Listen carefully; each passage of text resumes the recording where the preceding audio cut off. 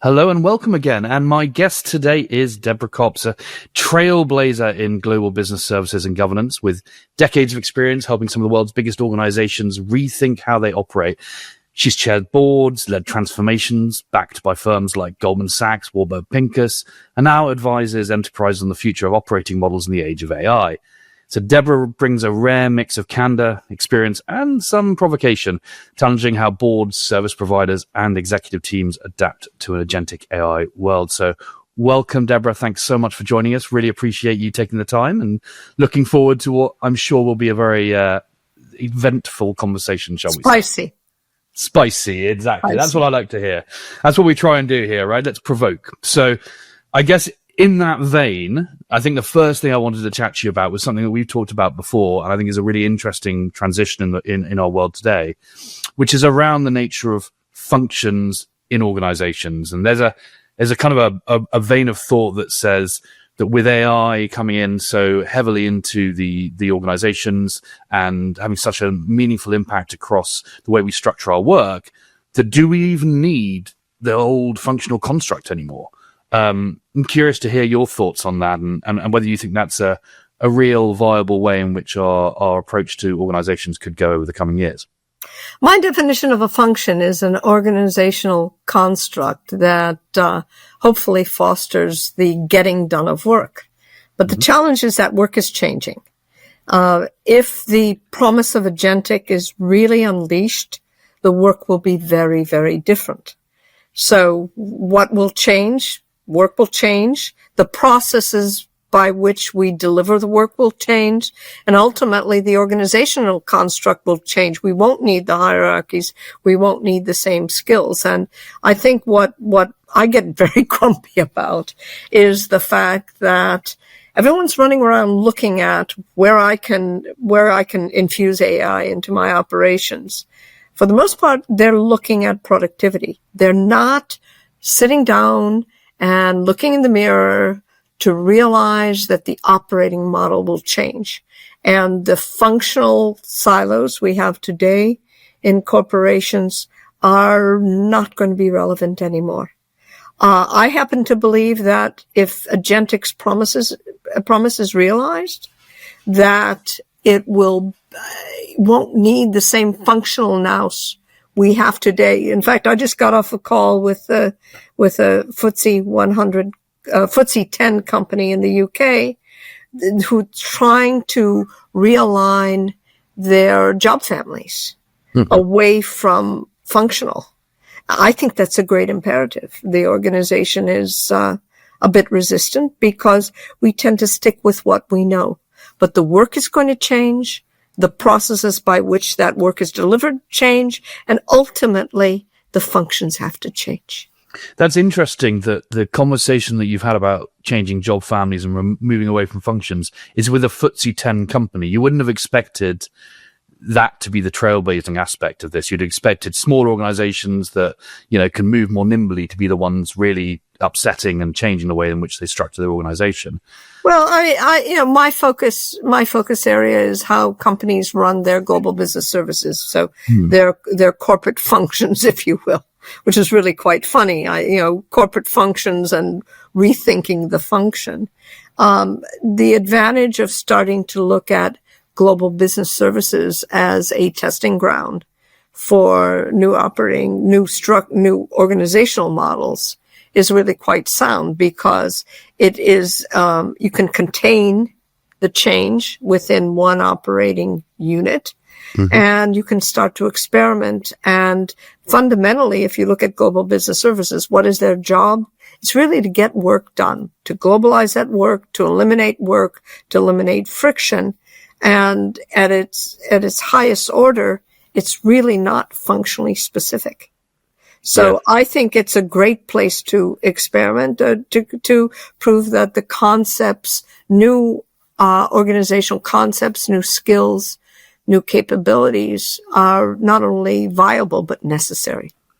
So, and it's interesting because I think there's probably two sides to this. There's what are the workflows, how are they changing, and why is there a necessity for functions or not, in terms of getting the work done? And probably you're right, we're getting towards that place where really the functions are not relevant. It's more about the objectives of the workflows. What about the other side of it, which is saying, well, who can deliver on this and what skills are required for each objective or each workflow? Do you think AI is going to help us to be able to unpack the skills and capabilities of individuals and employees in the organization to a greater degree than we've been able to in the past? Because ultimately, and this is part of my job, right, we have experience to go on. Right, we can see the experience of an individual, and that's the biggest barometer. That's forensic. That's forensic. Yeah, but someone has worked in a context. Today's context doesn't mean they'll be productive and can tackle the problems effectively in tomorrow's context. Correct. And so this forensic hiring that we do, looking at past experience. Basically, what we tend to do is look at the job spec or what the last person in the role did and write the job spec, if they've done well, to mirror that. Here at every change of personnel, of leader, we have a great opportunity to rethink what the work needs to, how the work has changed and what that role needs to do to create productivity. I get very angry with this industry because it talks about skills and capabilities and competencies and all sorts of other C words. And it doesn't really sit down and define what they are. They're not interchangeable terms. My definition is skills allow an individual to do work, creating a PowerPoint, writing code, writing a decent memo, doing certain type of analysis. Those are skills. Those allow us to create high-performing individuals. Capabilities, to me, are the engine room of corporations. Capabilities are groupings of skills. They drive outcomes. For example, process mastery drives an outcome. Data mastery drives an outcome. Those aren't skills. Those are capabilities. And I've identified in my work 13 capabilities that are necessary in, that cut across functions, that are necessary to drive the outcomes that we expect out of work. We don't do work for work's sake. We do work to drive a certain outcome. Sometimes we forget about that. Yeah, completely agree with you. And I guess that's my point. You've got one side which says, and you've obviously done it in a systematic way. You've structurally thought about what are the capabilities and sets of skills that sit within those to be able to do good work which cuts across functions. But then the question becomes, how do we identify effectively the capabilities within individuals that we might be wanting to either bring into an organization or move laterally within an organization to fulfill those objectives? And that's where I think we're still quite behind in terms of our ability as a community, set of businesses, whatever it might be, to actually analyze and assess that, because it's very hard to do. And my question, I guess, for you is, could AI sort of surface more intelligent information and analysis more quickly to enable us to recognize those capabilities in individuals to match them to the capabilities in the job specs that we're changing that may not be functionally aligned? No, I think that's altogether the case. I think first we have to understand how to use AI. I'm not sure we all get that. Yeah. We have a phenomenal toolkit. We've had this toolkit for many years now. We still don't know how to use it. But, my experience is that the companies I work with, it's very hard to move. It's very hard to affect change. They are functional orthodoxies. They are rooted in the way things have always worked. We're at a tipping point right now where things are going to work very differently. And I don't think we quite understand the implications on our operating models, on the roles we're going to need in the future, how we're measured. I don't think we're spending enough time on that right now. We're very worried about what jobs are going to go away. We're very worried about the skills we need, but we're really not looking at the operating model, how that's going to change. And it will change. Yeah, and I think also, just to follow on from that, you mentioned about productivity being an area of focus, and let's perhaps say efficiency as well within that. I do think that organizations today are very much focused on how we can do the same with less, rather than we haven't worked out what more looks like with the same. So, at the moment we're cutting workforces, et cetera, as a result of AI, because it's filling that gap. Really, if we think about leverage and the way that we should work as a community in a world, we've got a bunch of people who can do things. We may need to reorientate what they do, but ultimately AI should be expanding their capabilities rather than filling in gaps where we then drop off. But what are we doing? We're talking productivity. That's a synonym, a nicer synonym for cost cutting. That's really what it is. Exactly. And I guess therefore, not really a question, but my line of thought here is, I don't think we're doing enough to think about the opposite side of that, which is leverage, hyperscaling, kind of multiplier that AI could be for any given individual with a set of skills or the enterprise. Yeah. You're absolutely right. We don't think about AI as a force multiplier. We think about it as an efficiency tool. Yeah. So on that vein, how do you think about the future where it becomes a force multiplier? Are there things that you've either identified in businesses you've worked with or ideas you have which people aren't capitalizing on yet? Well, it's funny. I'm going through an exercise right now to futurecast how business operations will change. And it's very early days, and I have some suppositions, but I haven't tested anything yet. I think that we need to overhaul the whole operating model. Right now, we're going after AI projects, and we're not looking at systemically how AI will change the organizations. We are still booking the same roles. I think in future, business operations will only require, I'm not saying people, but only require 6 roles. I still haven't tested that. I think we're going to start to take an outside in look. One of the seminal events lately, if you read the Wall Street Journal every day, is very quietly, maybe it was a big news day for other things, very quietly, OpenAI formed a venture with Walmart.com. So someone can go into ChatGPT and order out of Walmart.com. Companies are already using Amazon Marketplace for the same thing.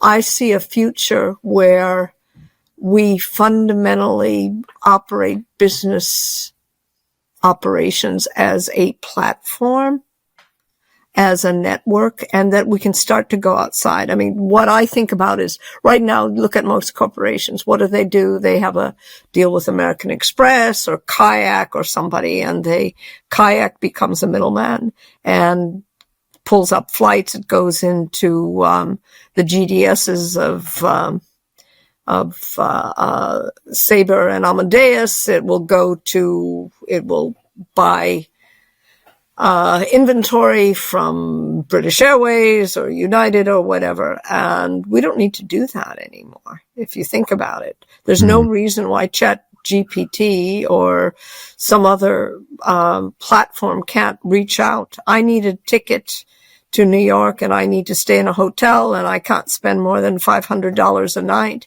and read everybody's inventory. And so I think we're going to see a great disintermediation of the way we do work right now. I think the work is going to move closer to the reason. The work will move closer to the reason. We won't have these layers of middlemen anymore. So one of the things I've been chatting to other people about recently is this concept, which we've seen many times before, of who pushes change. Is it the individuals within the organization that start to take on new technologies and drive new ways of working to the point where the enterprise has to take notice of it? And the example I always give with that is, for example, is Dropbox, for example. It's right. That was used in very siloed little areas. People found it effective. And eventually, organizations had to sit up and take notice of file sharing and all these sorts of things. And now it's massive, of course, and very relevant. In this world, I kind of feel like, you mentioned about OpenAI. I know they've stated, and this is part of the Walmart type thing, they kind of almost want every individual to have their own personal agent that is able to go out and do things for them. Is that but my question is, that's a productivity play. That's why I get grumpy. AI has the ability to systemically change the way we work. It is not a personal productivity play. The analogy I use, which is really crude, is that today when you look at how we implement AI, it's mushrooms. Their mushrooms are sprouting up, and where do mushrooms grow? On rotted wood. So what are they doing? They're solving a productivity problem. What we need to start to do, and a very, very corny analogy, we need to start farming mushrooms. Yeah. But we cannot scale mushrooms popping up on sprouted wood, on rotten wood. That's what's happening today. I know. And I guess my point is, if history tells us anything, it's that we're not very good at farming mushrooms, just to extend your analogy. We're not. And maybe they don't taste as good. I don't know. But I think about it. That's what we're doing right now. Mushrooms are sprouting out all because, 2 years ago, CEOs all got religion and thou shalt implement AI. So what did everyone do? Go out and train people to prompt. That is not the promise of AI. I'm sorry. No, I agree. But do you think it's going to take someone, a bold enterprise to completely upend their operating model and be the first ones to do it, and they're just going to have to take a risk on it, and then there'll be fast followers who most likely. I mean, part of the problem is, again, most corporations are orthodoxies. There is a great investment in the status quo. And we talk about change and adoption of digital and new ways of working. And we do. I mean, look at it. Think about back to 2000. You probably were still in short pants in 2000. But think about 2000. We did work. All the work was done in the office, in the floor, one floor up.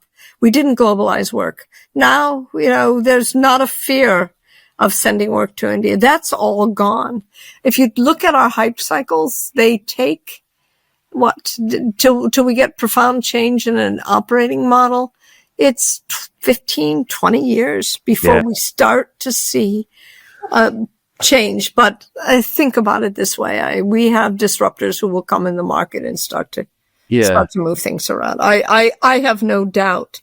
I think it's very hard for traditional corporations to make change. But I had a conversation with a Fortune 50 company last night who is using AI right now as a tool to diagnose why sales targets are being missed.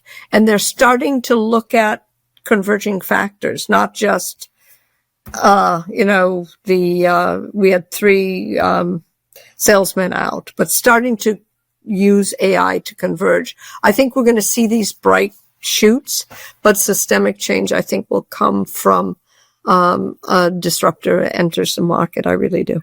But it's interesting because if we think about what's different now from 2001, from, other kind of, let's say, I don't know, on-premise to cloud, all these kind of like changes in technology have not been even close to the rate of change of AI. And I think that's the thing that people are grappling with, is that it's so fast how the technology is progressing that it's actually very hard to keep that hype cycle. I mean, if you had a 15-year hype cycle with AI, I mean, that 15 years... You'd adjust. But there's a problem right now. I've been thinking about this.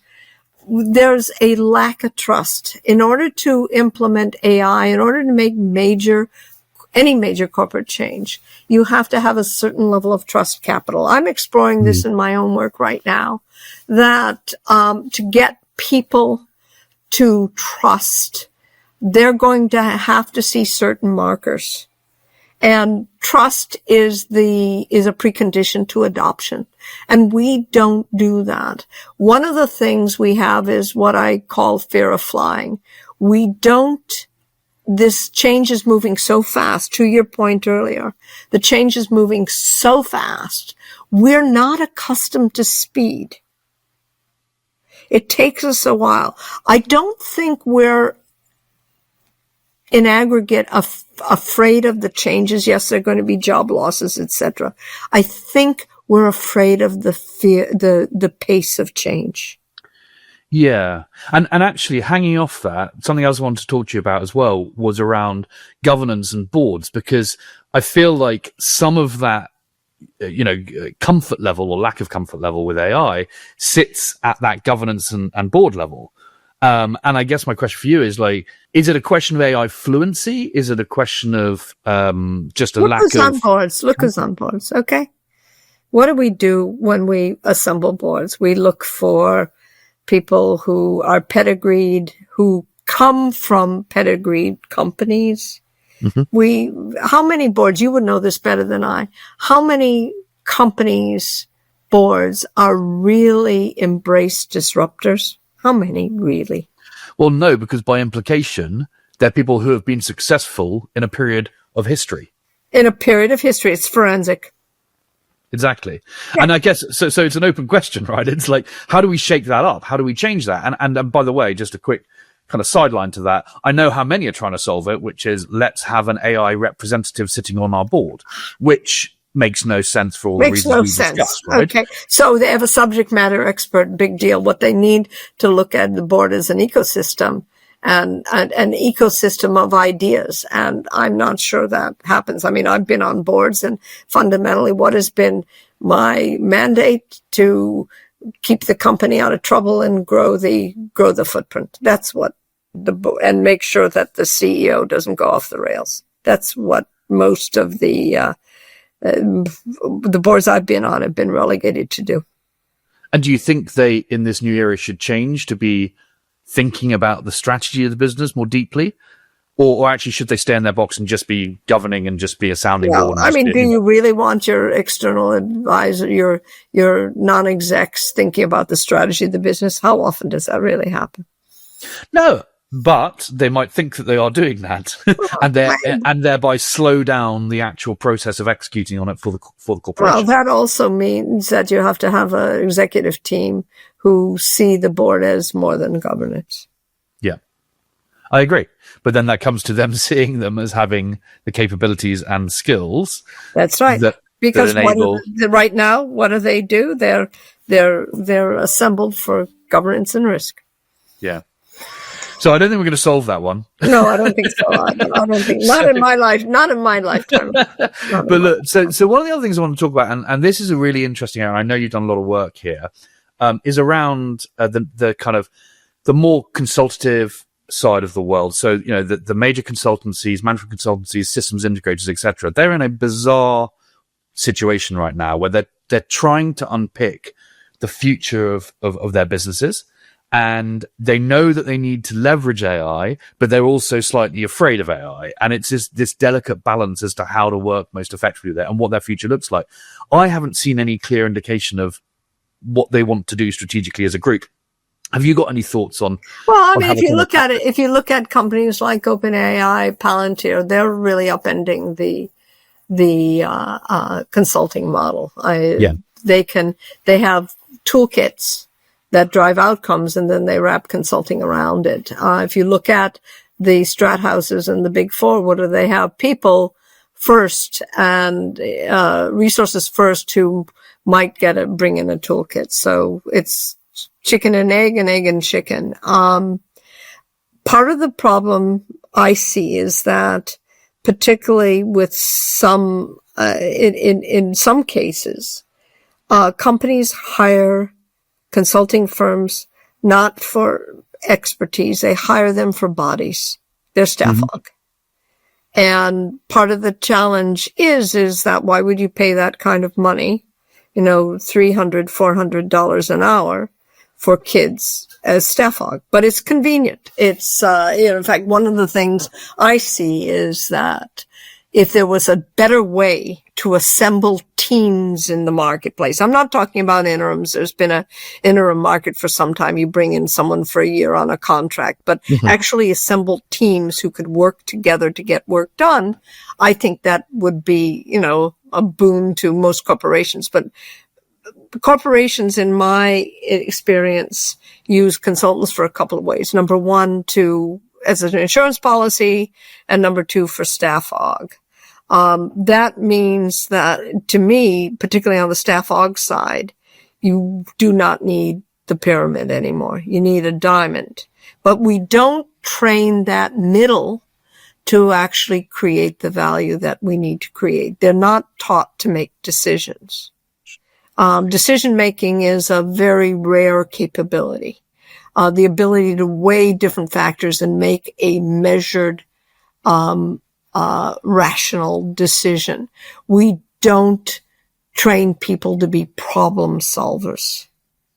We train them to comply. So, I think we're already seeing, I saw an article yesterday, one of the Big Four's numbers look great, but when you get underneath them, the growth isn't there. We're looking at 2-3% growth across, some of these sectors. There are outliers, certainly, but the growth has been anemic. So, the challenge for these big firms is that if somebody's looking for an insurance policy, they better get up to speed very quickly about the implications of AI. If an organization is looking for staff aug, there'll be other ways to get that. I was at one time a big firm consultant. I'm very glad I was. I don't think I wouldn't want to have a career in one at the moment. Well, it begs the question, right? You talk about them being effectively it's a bucket of resources, right? And quite intelligent and if I use the word correctly, capable resources. Absolutely right? capable. With a guarantee on top of it that says we will get a certain amount of work done. That's valuable. Don't get me wrong. Yeah. So I guess the question becomes, is there going to be effectively a disintermediation of the entire consulting market where, if we just think it in purely in resource sort of concepts, are those resources, those individuals with those capabilities just going to be deployed internally in organizations? Is it just going to break up and that industry won't exist anymore and that talent then goes into the organizations, the corporations themselves? No, I think... Or do you think there's still a place for that? I don't think it's going to go in organizations because I think companies have gotten the rhythm of the fact that the workforce shrinks and swells. Yes. I think they look at an SAP implementation if we still have them in the future. You don't need to hire 300 people. You can get it, on an interim basis, but then you could also open up the philosophical question. We have no more employment for life and every role we take is interim. Well, that's an interesting concept because that sort of slightly touches on the death of the function type of idea as well. It's like if everything is about outcomes, which I suspect we are moving towards, then everything on the input side comes down to a specific set of requirements to deliver on each of those outcomes. And that is not employment. That's not employment at all. But I'm seeing, particularly in Europe, I'm seeing fixed term contracts. Someone is, I think the relationship with the corporation is changing probably a little bit more rapidly in Europe than it is here, where there is no employment for life. There are fixed term contracts, some of which have very, very intelligent performance clauses. So that's really interesting then, because that then touches on a cultural component of what we're talking about here. It's not just what is the corporation? What is the corporation? Yeah, exactly, right. And then you go back to the days of what was the first corporation, which I think was the East India Trading Company, right, or something like that. It came together to create a veil of protection around a group of people doing something to create some performance. like, is that going to break down and actually it becomes, this kind of nebulous idea of every individual for their own? It could be very, very, very, it could be. And so that goes back to our original conversation. Exactly. What does, if we really change the operating model where we have free agents today, but actually institutionalize the relationship, a more fluid relationship with a corporation. What does this mean for AI? How is AI harnessed? Does AI take precedence over people? Could ask that question. Well, we've seen people writing AI job specs, as in specs for AI agents. Yeah. We've seen people writing employment handbooks for AI agents. So I guess maybe we are moving towards that. I think it's probably a long way away. But listen, Deborah, this is as expected. This has been fascinating. I think we could keep digging into this for hours on end, and I would love to. And hopefully we can talk about this again in a few months' time when things have already moved exponentially, as I know they will. But look, it's been such a pleasure having you on. Some really interesting ideas to think about. And I, for one, am excited by what the world might look like in 2 to 3 years' time in terms of the organizational construct in particular, because I think it's going to be a whole heap different to what it is today. So, I'm standing by for that. As am I. All right, Deb. Well, thanks so much and really appreciate you joining us. Thank you.